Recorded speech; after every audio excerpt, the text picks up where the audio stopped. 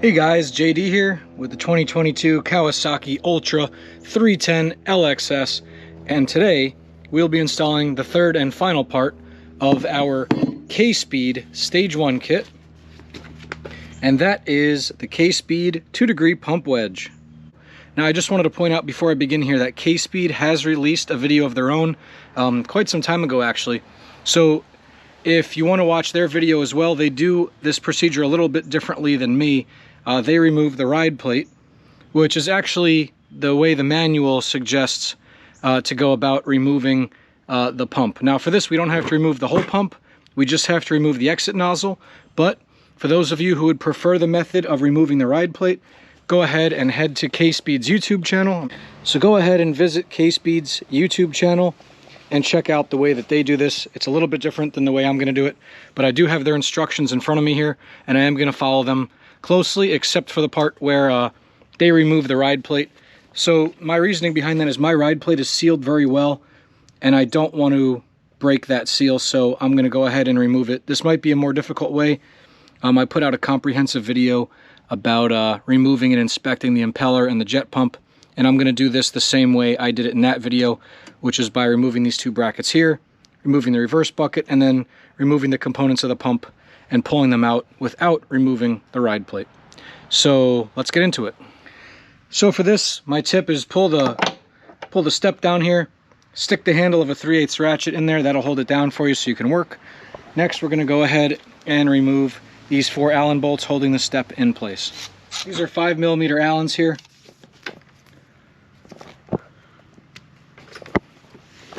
Go ahead and remove each of those.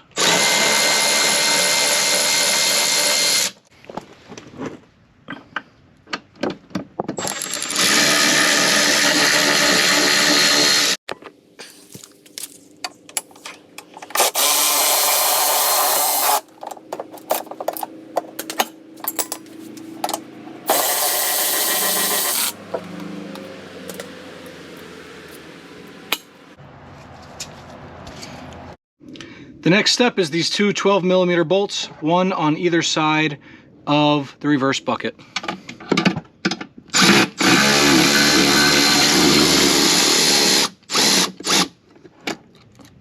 Remember, those have a washer and a bushing. Don't lose those.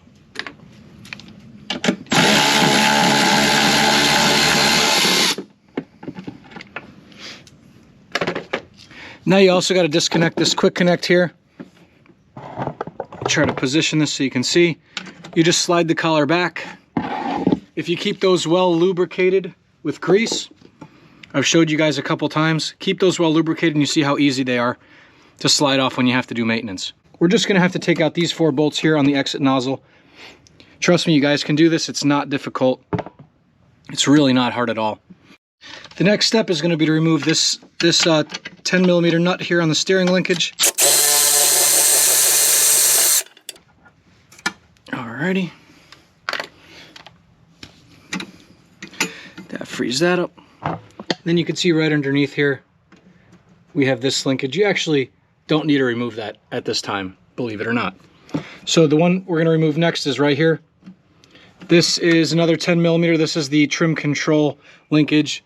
This operates this trim control rod right here, which then operates this little extension lever that tilts the trim nozzle up and down. So I'm gonna get in there and remove that 10mm bolt.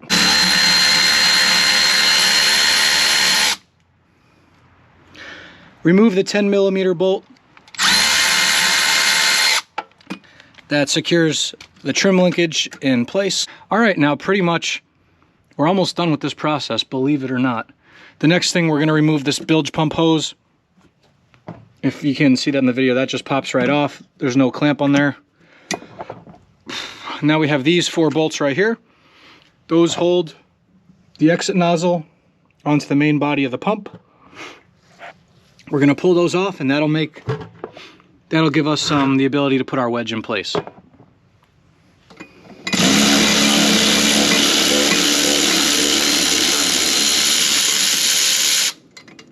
One.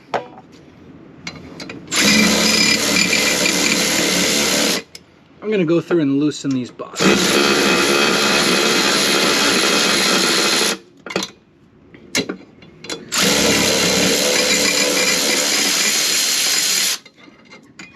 Two.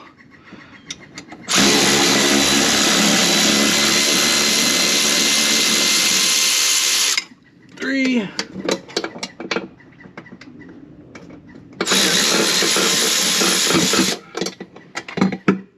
There you go. Of course, anytime you get your pump off, make sure to do an inspection of your vanes, the housing, and the impeller. As you can see, my ski's got 60 hours, but it looks like new because I maintain it. Most of that has been archived on film.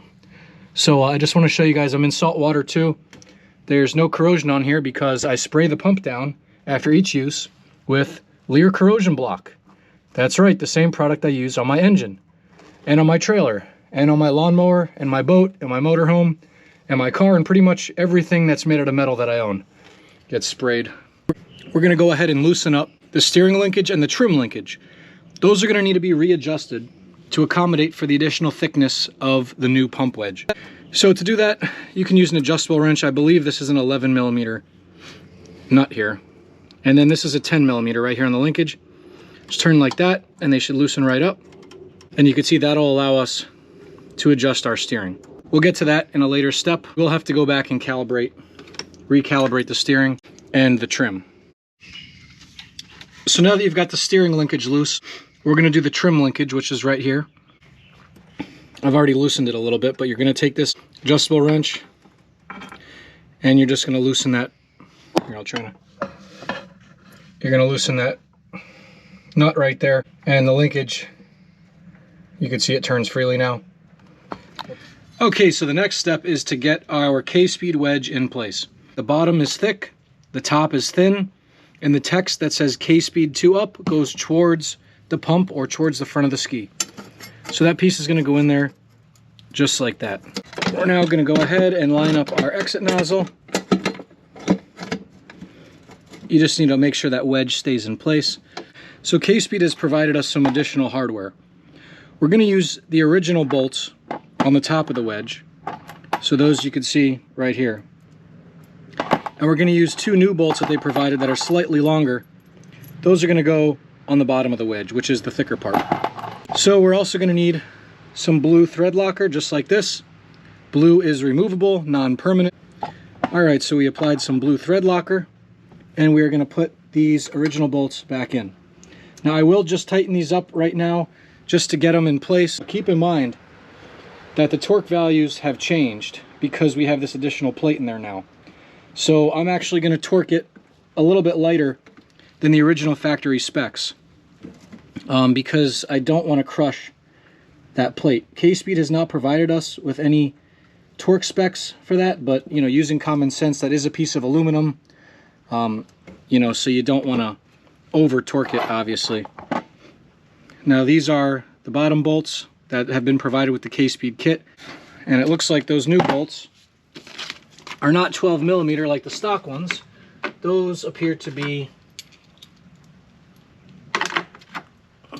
13mm. All right, so keep that in mind. The new bolts are 13mm.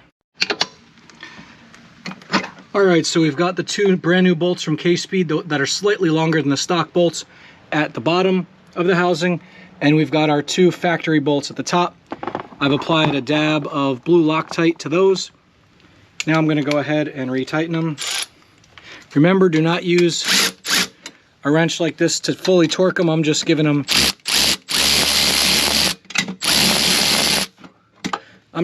a couple turns to get them partially tight. You don't want to over torque these, so it's best to do it by hand. I'm going to get them all started. What you want to do here is go through and tighten them all by hand, and then we'll give them a torquing. We're not going to torque these to the original factory spec because, as I mentioned, and as you know, common sense would dictate, adding this wedge has changed the torque values of the bolts because now there's an additional spacer between them. So if we were to torque those to the original spec, it's possible we could bend or distort that plate, which obviously we don't want to do. So I'm getting these all an equal level. I'm going to get them all snug. And then we're going to go through and tighten them up a little bit more. So remember, those new bolts that come with your KSPEED kit on the bottom are 13 millimeter. And the two bolts that are at the top are 12 millimeter. Right, now I'm going to go through, and instead of torquing these to the factory spec, I'm just going to tighten them by hand. And they do have blue Loctite, so they shouldn't move. Okay, and I'm happy with that. Comfortable with that. Now, next thing you're going to do is you're going to reattach your bilge venturi line. There you go. And now we're going to have to play around with the trim linkages to get everything to line up just right. All right, so now we've got our nozzle back in place. We've got our wedge installed. Now we're going to reattach the steering trim linkage and the trim linkage, and we're going to calibrate those. I have it turned all the way out so it's easier for me to get that 10 millimeter bolt in. So we're going to go ahead and put that in. We're not going to put Loctite on it yet because we want to get it fixed to the exact right place. And once we do that, then we could go back, put some Loctite on it.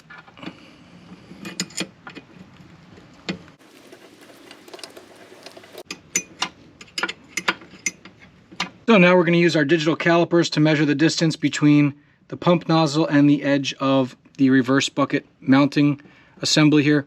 So the steering wheel, the handlebars rather, are turned all the way to the left. So we're just going to get this in there. And there we have 1.4860 inches. All right, so now I'm going to go and turn it the other way and we'll check it then. We now have the handlebars turned all the way to the right. Our measurement was 1.4860 on the other side. And I gotta tell you, it looks pretty perfect. So, actually, believe it or not, when I took it off, I gave it one turn outwards, and that was perfect. So, we're gonna straighten this back out again, and I'm just gonna double check each side one more time.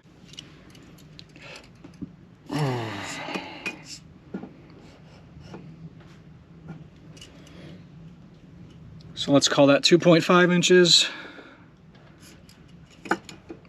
And 2.5, look at that. After your first ride, if you find it's a little off, you can always adjust that again. We're going to tighten up this 11 millimeter nut here now.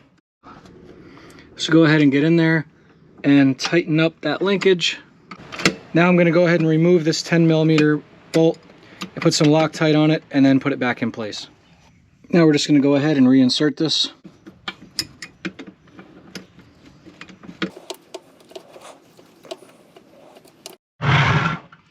Alright, now this is always a good practice while you're putting things back together to lube all these fittings. Now, for any of you who watch my channel will have heard me mention this product. This is Lear Corrosion Block Waterproof Grease. Go ahead and grease up that steering linkage really well. Use a little acid brush like this. That helps you get everything in there. We're also going to grease this linkage on the bottom here. You want to wait till you're done manipulating them before you grease them, or else you get grease all over your hands. And then at the top here, I don't know if you can see that, I'm going to go ahead and work some grease into that as well. So I've gone back and forth now. I've used my caliper and I've adjusted the trim nozzle here to the neutral position.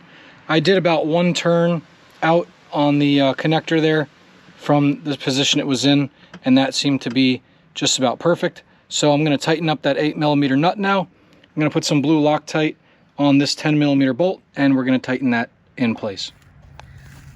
Okay, so next we have to reattach the reverse bucket actuator. Now you can see that this one is sticking out a little bit farther, and that's because I've gone into the display, enabled maintenance mode, and extended this actuator. If you'd like to know how to do that, just click on the link above. My other comprehensive pump video, I show you exactly how to extend the actuator in maintenance mode. And I didn't want to take up any more time in this video to show you that. So please check out my other video on enabling maintenance mode to remove and extend this reverse bucket actuator. I like to grease up the bushings here on the reverse bucket, and also be sure to add a drop of blue Loctite to each of those bolts before you tighten them. When reattaching the reverse bucket, make sure to grease the ball joint there very well, and then after you get this brass quick release assembly attached, make sure to grease that up really well too. We've got our reverse bucket back in place. Now we just have to reattach our rear step.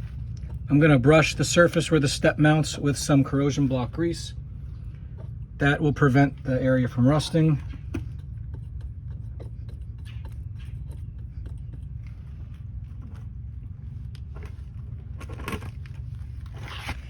Now let's bolt this step up and we'll be ready to hit the water. Make sure to tighten up those Allens. I like to put a little bit of corrosion block grease behind the washers as well. I've noticed a couple times I've taken this off, I've noticed they like to rust. So that really helps them. And then also I'm going to put a little bit of grease in the fitting for the step there.